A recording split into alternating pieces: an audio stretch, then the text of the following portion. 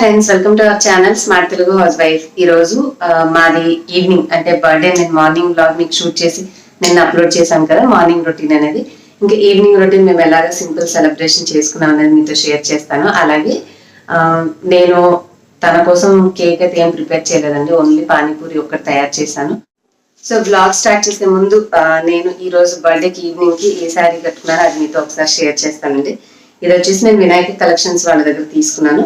Simple golden colour ఇట్లాంటి చిన్న border ఒకటి ఉంది, అంటే క్లాత్ ఇలా ఉంటుంది అనమాట.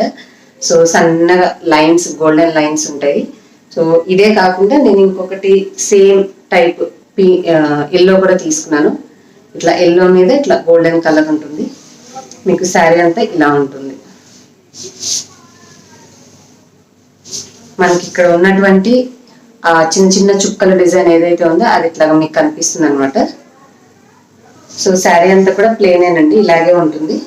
ఈ ఎల్లో దాని మీదకి వచ్చేసి మనకి రెడ్ కలర్ బ్లౌజ్ ఇచ్చారు. ఇలాగా సింపుల్ మిర్రర్ వర్క్ ఉంటుంది అనమాట. వీటి ప్రైస్ అది నేను మీకు స్క్రీన్ మీద చూపిస్తాను, చూసుకోవచ్చు.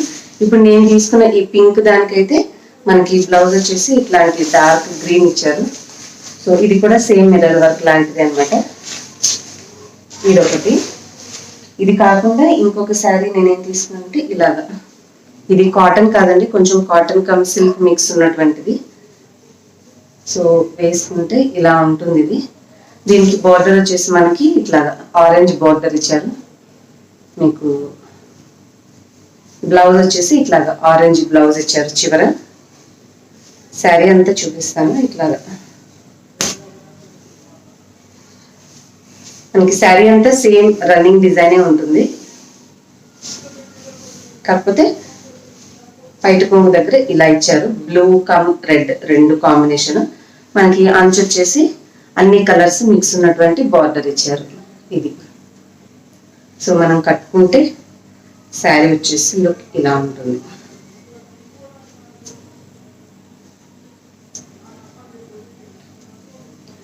ఆరెంజ్ బార్డర్ తోటి మనకి శారీ అనేది ఇది ఇలా ఉంటుంది.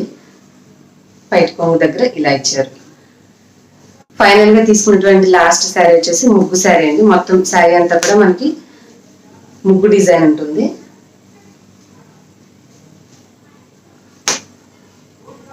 ఇలా దీని అంచు వచ్చేసి కూడా మనకి ప్లెయిన్ ఇట్లాగా సింపుల్ గోల్డెన్ బోర్డర్ ఇచ్చారనమాట.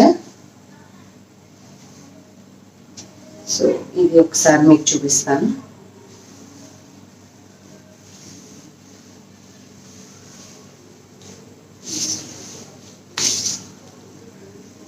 సో చెంగు దగ్గర ఇలాంటి వర్క్ ఉంది చూడండి, చాలా బాగుంది. ఇది కంప్లీట్ డిజైన్. మీకు శారీ అంటే క్లాత్ ఎంత మందంగా ఉందనేది కూడా నేను చూపించేదాన్ని బట్టి మీకు అర్థమైపోతుంది. రేట్ అయితే డిస్క్రిప్షన్ మీకు స్క్రీన్ మీద చూపిస్తానండి, చూడండి. సో దట్ మీకు శారీ అంతా మొత్తం ఇదే రన్నింగ్ డిజైనే ఉంటుంది, సేమ్ ముగ్గు డిజైన్. మనం వేసుకుంటే ఇలాగ కొంచెం మినిమం చిన్న బార్డర్ తోటి ఇట్లా వస్తుంది. పెద్ద పెద్ద చుక్కల ముగ్గులు, అల్లికి ముగ్గులు అంటారు కదా. సో చాలా బాగుంది అనమాట, డిఫరెంట్ గా ఉంది ఇది కూడా. సో ఇవన్నీ నేను తీసుకున్నవి వినాయక కలెక్షన్స్ నుంచి. వీళ్ళకి సంబంధించి కొన్ని వివరాలు ఉన్నాయి, అది మీకు చెప్తాను. ముగ్గు శారీ వచ్చేసి కాస్ట్ 550 రూపీస్ అండి. ఇది ఈ శారీ కాస్ట్ వచ్చేసి 550. అండ్ ఈ శారీ డార్క్ గ్రీన్ నేను చూపించాను కదా, దీని కాస్ట్ వచ్చేసి 499 రూపీస్. సిఓడి అయితే అవైలబుల్ లేదండి, మనం ముందే పేమెంట్ చేసేసేయాలి. ఒకవేళ రిటర్న్ పాలసీ ఏంటంటే ఏదైనా డ్యామేజ్ ఉంటే వాళ్ళు యాక్సెప్ట్ చేస్తారు. బట్ మీరు తీసుకునేటప్పుడు ఆ పార్సల్ ఏదైతే ఉందో అది ఓపెనింగ్ వీడియో ఉంచుకొని వాళ్ళకి ఎటువంటి కట్స్ లేకుండా పంపిస్తే, డ్యామేజ్ ఉంది అంటే వాళ్ళు రిటర్న్ తీసుకొని మీకు మళ్ళీ కరెక్ట్ అనేది ఇస్తారనమాట. జీపే ఆర్ ఫోన్పే ద్వారా మీరు అమౌంట్ అనేది అయితే పే చేయాలి. వాళ్ళ వాట్సాప్ గ్రూప్ లింక్స్ అనేవి మీకు డిస్క్రిప్షన్ లో ఇస్తాను. అలాగే వీళ్ళ దగ్గర మొత్తం complete like saris, jewellery, handbags, mother and daughter combination ఉన్నటువంటి dresses, daily wear saris collection ఇట్లా అన్ని రకాలు అవైలబుల్ గా ఉంటాయి. సో మీరు వాట్సాప్ గ్రూప్ లో జాయిన్ అయ్యి మీరు తీసుకోవాలని అనుకుంటే తనకి మెసేజ్ చేయొచ్చు. మీకు కావాల్సిన డ్రెస్ ఏదైనా ఉంటే నేను చూపించేటప్పుడు అది స్క్రీన్ షాట్ తీసి వాళ్ళకి పంపించండి. సో దట్ వాళ్ళు చూసి మీకు పంపిస్తారు. అన్ని కూడా రీజనబుల్ ప్రైజే ఉన్నాయి. అండ్ ఇప్పుడు నేను కట్టుకున్న ఈ శారీ అయితే వచ్చేసి 550 రూపీస్. ఎల్లో చూపించాను కదండి, ఎల్లో కూడా 550 రూపీస్. సో అన్నీ రీజనబుల్గా ఉన్నాయి, మనం కొనుక్కోగలిగే రేంజ్లో ఉన్నాయి కాబట్టి మీకు కావాలంటే తీసుకోండి. ఈ తీసుకున్న 4 శారీస్లో కొంచెం నాకు ఇవి శారీస్ ప్యాటర్న్ నచ్చి తీసుకున్నాను, కానీ కొంచెం మనకి సాఫ్ట్గా అనిపిస్తుంది ఫ్యాబ్రిక్, అలాగే థిక్నెస్ కూడా మీకు తెలుస్తుంది కదా. సో చూసి జాగ్రత్తగా మీరు అర్థం చేసుకొని మీకు ఇంట్రెస్ట్ ఉంటేనే తెప్పించుకోండి. ఓకేనా ఫ్రెండ్స్, ఇంకైతే బ్లాగ్ కంటిన్యూ చేద్దాం పదండి. అండ్ ఇది వచ్చేసి నేను క్యారెట్ మిల్క్ రెసిపీ కూడా చేశానండి నిన్న.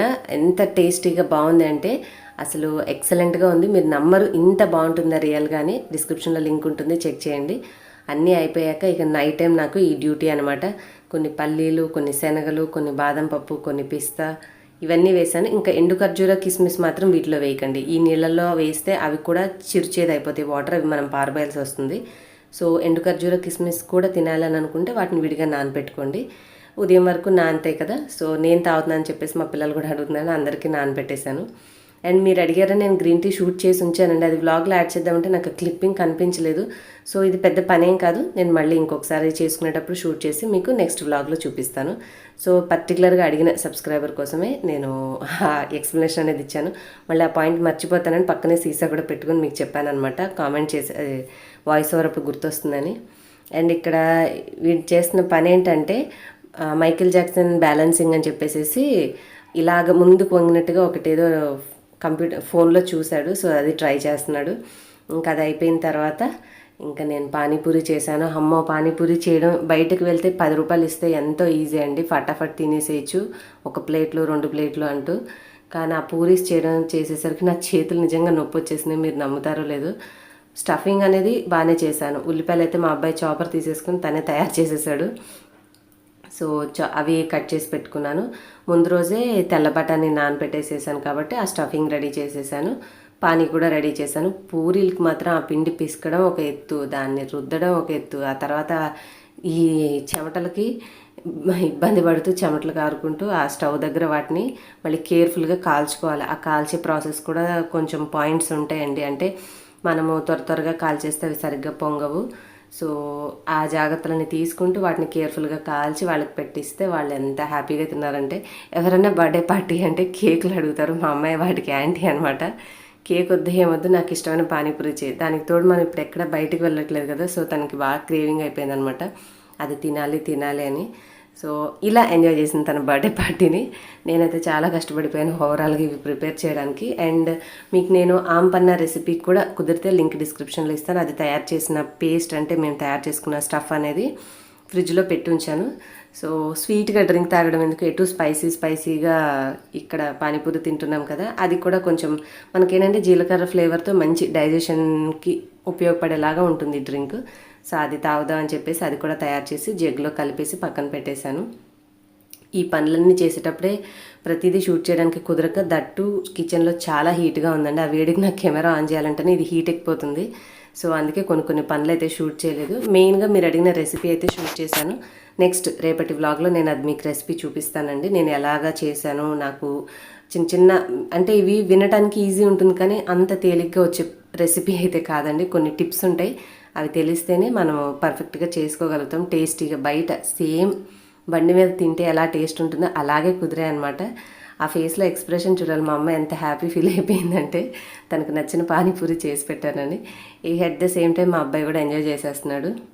ఇంకా నేను పానీ కొంచెం తక్కువే చేశాను అనిపించింది. సరే నైట్ టైం కదా, ఎక్కువ తింటారో లేదో అన్నట్టుగా నేను జాగ్రత్తగా కొన్నే చేశానండి. సో మొత్తానికైతే మా డిన్నర్ ఇదే ఫినిష్ అయిపోయింది. ఇంకా ఎక్స్ట్రా ఏం తినలేకపోయాము. మా ఇంట్లో అందరం ఇంతే, చెప్పాలంటే ఒకటి తింటే ఇంకోటి తినే టైపులు కాదు ఎవరమే. ఇవి తిని ఆ జ్యూస్ తాగేసరికి ఫుల్ అయిపోయింది. తర్వాత చక్కగా ఫొటోస్ దిగాం కొన్ని, నలుగురం కలిసేసి. నేను అప్పటికి ఇంకా రెడీ కాలేదు, అంటే చెమటలు కక్కుతూ ఉన్నాయి కదా. సో వీళ్ళకి ముందు నేనంతా రెడీ అయ్యేసరికి వాళ్ళ పాపం అవి చూస్తూ కూర్చుండి అటొకళ్ళు ఇటొకళ్ళు తినేసి అవి అటు ఇటు కాకుండా చేస్తారని నేను తర్వాత రెడీ అవుతాను, ఫస్ట్ మీరు తినండి అని చెప్పి వాళ్ళకి పెట్టించి వాళ్ళ డాడీకి కూడా స్టఫింగ్ అది పెట్టేసేసి ఇస్తున్నాను. సో ముగ్గురు తింటున్నారు. ఫైనల్గా నేను చివరిగా మిగిలిన తిన్నాను అనమాట. ఎందుకంటే మనం కొంచెం డైట్లో ఉన్నాం కదా. సో సరే మిగిలితే తిందాం, లేదన్నట్టు ఆప్షన్ పెట్టుకున్నాను. బట్ కొన్ని తిన్న తర్వాత ఉంచారులేండి. అవి నేను తర్వాత నా జిడ్డు మొహం వేసుకొని తినేసి తర్వాత వెళ్ళి ఫ్రెష్ అయిపోయాను. సో కంప్లీట్గా అయితే ఇట్లా మేము చాలా సింపుల్గా క్యూట్గా చేసుకున్నాము. మా అబ్బాయిది కొంచెం డిఫరెంట్గా చేశాను. తన టేస్ట్ ఏంటంటే తను అడిగాడు నాకు ముందు నుంచి నాకు జ్యూస్ కావాలి, నాకు కేక్ కావాలి, ఇంకేవో చేశాను, గులాబ్ జామ్ స్వీట్ కావాలి, ఇవన్నీ అడిగాడు కాబట్టి పక్కా ప్లానింగ్తో చేశాను. బట్ మా పాప అడిగింది ఇది ఒక్కటే, కానీ ఆ 3 పనులకు సమానం అయిపోయిందనమాట ఈ పని కూడా. చక్కగా చేసుకున్నాము. ఏదో క్యూట్గా మాకు చేతనంతలో సింపుల్గా ఎంజాయ్ చేసాంలేండి. డెకరేషన్ అది ఏం చేయలేదు. సో ఈరోజు రెసిపీ అంటే మీకు ఏదైనా ఒకటి సింపుల్గా చూస్తే బాగుంటుంది కదా. నేను పానీపూరీస్ చేయడానికి చేసినప్పుడు మనం షేప్ కట్ చేసుకుంటాం కదండి. సో ప్రతిసారి రుద్ది తీసిన తర్వాత చివరిగా మిగిలిపోయినవి ఏం చేశానంటే చాక్ తోటి కట్ చేసేసాను ముక్కలుగా. సో వాటిని ఏం చేశానంటే ఇట్లాగా చిప్స్ లాగా వేయించేసాను. ఒకవేళ కావాలి అంటే మనం పానీపూరి పెట్టుకున్న స్టఫింగ్లోనో లేదంటే విడిగా తింటూ మంచింగ్ లాగా చేసుకోవచ్చు అన్న ఐడియా వచ్చింది. సో ప్రతి చిన్న ముద్దని చేసి చివరి వరకు చేయడం ఎందుకని కొన్నింటిని ఇట్లాగా ఫ్రై చేసేసాను. లాస్ట్గా మిగిలిన షేప్స్ ఉన్నటువంటి వాటిని క్రంచీగా భలే ఉన్నాయండి, బాగున్నాయి అనమాట. అంటే కలర్ఫుల్గా మనకి రెడిష్గా రాలేదు. అండ్ నేను బేకింగ్ సోడా వేయడం మర్చిపోయాను. అంటే కొంచెం వంట సోడా వేస్తే ఇంకొంచెం కలర్ వచ్చేవేమో, కానీ క్రిస్పీగా బాగా కుదిరాయి. అంటే మా బాబు ఉన్నాడు కదా, సో ఇవి కొన్ని చిప్స్ లాగా చేసి పెడితే పానీపూరికి సైడ్ లాగా ఉంటుందని చెప్పేసి ఇవి కూడా ఫస్ట్ ఇవి చేశాక ఇంకా పానీపూరీలు అనేవి ఫ్రై చేసుకున్నాను నేను. సో ఇదండి, ఇట్లా సింపుల్గా చేసేసాను. కుదిరితే ఈ స్టఫింగ్ నేను రేపు రెసిపీలో చెప్తాను కాబట్టి అదే చపాతీ ముద్దతోటి మీరు చిప్స్ లాగా కట్ చేసి వీటిని కూడా రెడీ చేసుకోవచ్చు. హోప్ మీకు ఈ సింపుల్ వ్లాగ్ నచ్చిందని అనుకుంటున్నాను. నచ్చితే లైక్ చేయండి, షేర్ చేయండి. మరిన్ని వివరాల కోసం ఇందాక నేను చెప్పిన వినాయక కలెక్షన్స్ గురించి అయినా నేను చెప్పిన వీడియోస్ కోసమైనా డిస్క్రిప్షన్ బాక్స్ని చెక్ చేయండి. నెక్స్ట్ వీడియోలో మళ్ళీ కలుస్తాను. Thanks for watching.